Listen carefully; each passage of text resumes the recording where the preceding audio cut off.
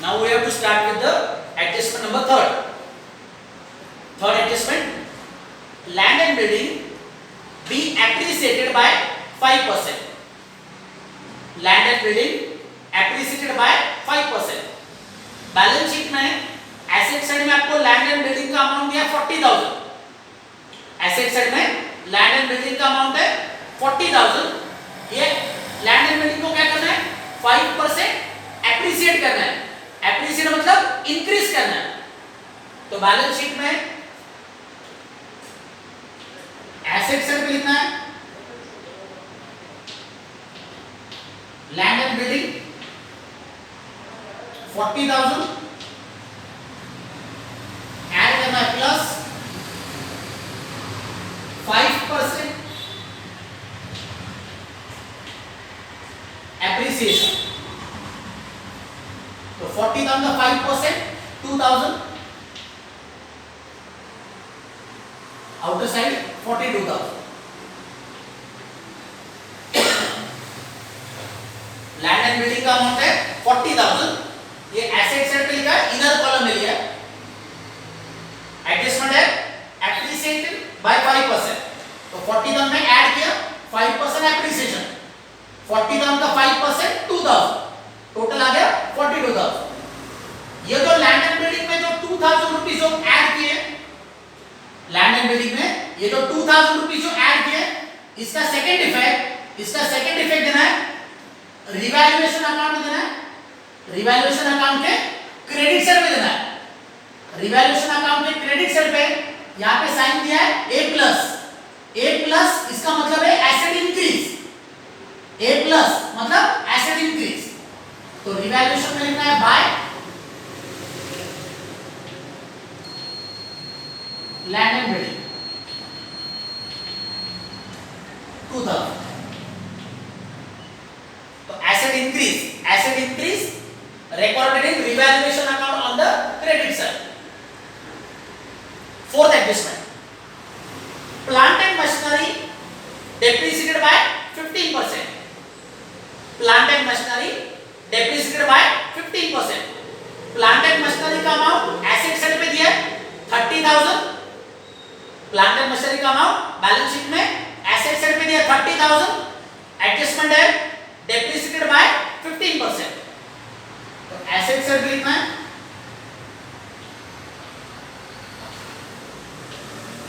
Plant and machinery inner column में 30,000 minus करना है 15% डेप्रिसिएशन. तो 30,000 का 15% 4,500. 30,000 का 15% 4,500 माइनस करके रिमेनिंग फिगर आउटसाइड कॉलम में 25,500. प्लांट एंड मशीनरी में से माइनस किया 4,500. अब ये 4,500 रुपीस का दूसरा इफेक्ट. 4,500 रुपीस का दूसरा इफेक्ट रिवैल्यूएशन अकाउंट में डेबिट साइड पे देना है. रिवैल्यूएशन के डेबिट साइड पे यहां पे साइन दिया है एसेट डिक्रीज A माइनस मतलब एसेट डिक्रीज. तो रिवैल्यूएशन में लिखना है to plant and machinery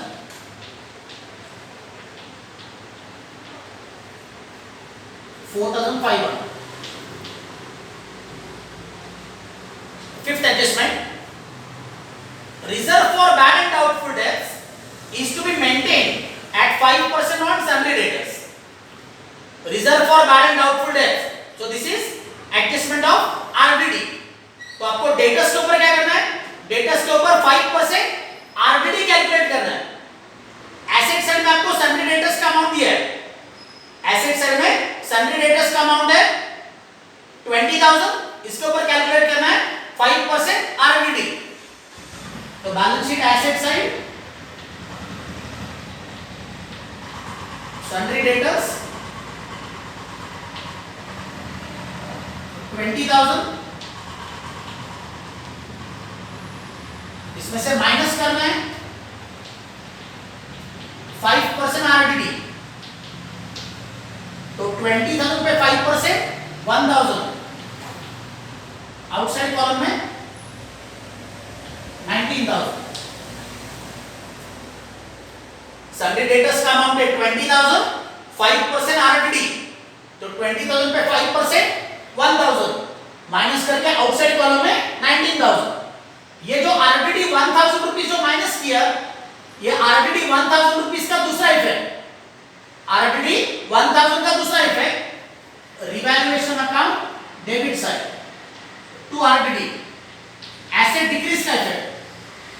debtors में से क्या किया? डेटर्स में से हमने माइनस किया. डेटर्स में से माइनस किया मतलब क्या हुआ? एसेट का वैल्यू डिक्रीज हुआ. एसेट का वैल्यू डिक्रीज हुआ, तो एसेट डिक्रीज का साइन ए माइनस, ये रिवैल्यूएशन अकाउंट के डेबिट साइड पे, तो to RTD 1,000. Last adjustment,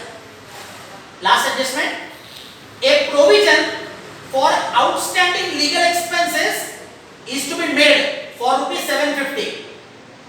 A provision for outstanding legal expenses to be made for rupees 750. Outstanding legal expense, this is liability. Outstanding legal expense, this is liability. तो इसको balance sheet के liability side पे लिखना है. तो liability side में outstanding legal expenses 750. इसका दूसरा effect, outstanding legal expenses, this is the new liability. We have recorded in the balance sheet of the new firm. आपको जो बैलेंस शीट दी है, in this balance sheet, on the liability side, they have not given outstanding legal expense. तो outstanding legal expense, this is the new liability recorded in the balance sheet of the new firm.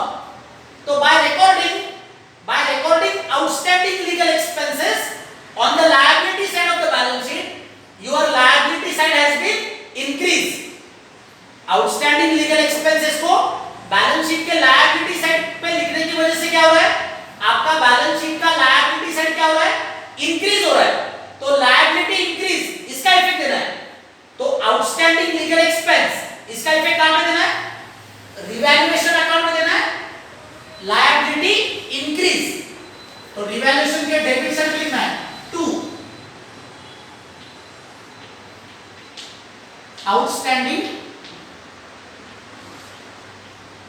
Legal expenses 750. तो outstanding legal expense ये क्या है? This is the new liability. We have recorded in the balance sheet of the firm. तो by recording new liability in the balance sheet of firm, our liability side has been increase.